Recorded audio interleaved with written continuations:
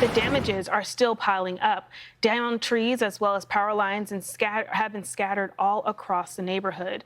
And Texas Fire Department, they're working hard at the calls and answering the calls that have been pouring in.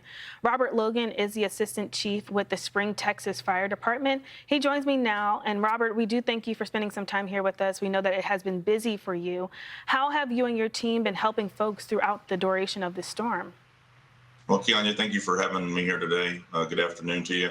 We've been helping folks originally with a lot of trees down on live power lines. Unfortunately, we had a lot of trees go through people's homes.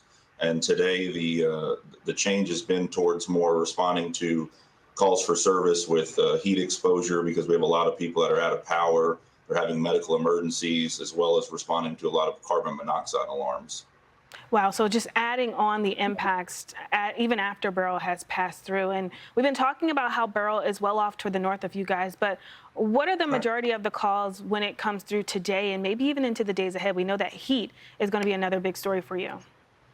Right. So we have about 1.6 million people in the greater Houston area still without power. So the calls for service today have been predominantly people running generators when their carbon monoxide alarms are going off, and for heat related emergencies, just because of, we have triple digit heat index, like you stated earlier in your broadcast. And it's just a typical summer day here in Houston now. But the problem is we have so many people without power, no air conditioning.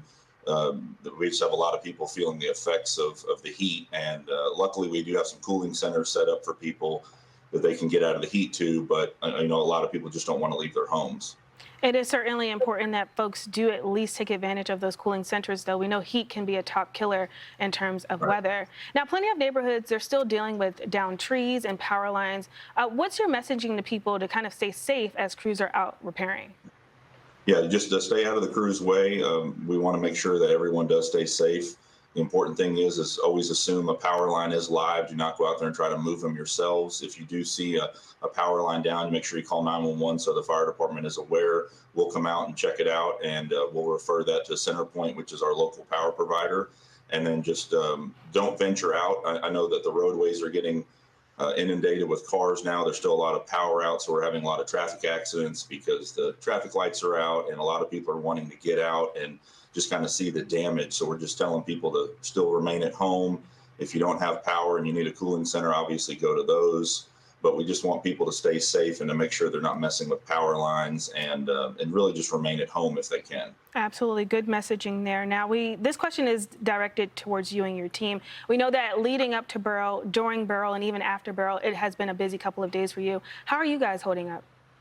Everybody seems to be doing good here. We did bring extra crews in as we saw that the storm was starting to take a turn. We made sure that we increased our staffing so that we could, make sure we could serve the community with additional firefighters.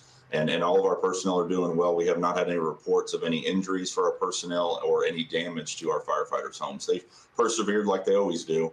It's become pretty common here in Southeast Texas for storms, and our firefighters rose to the challenge like they always do. All right. We love to hear it. We wish you all the best with this recovery effort moving forward, and certainly wish good days on you guys. Robert Logan, the assistant chief with the Spring Texas Fire Department, thanks so much for joining us.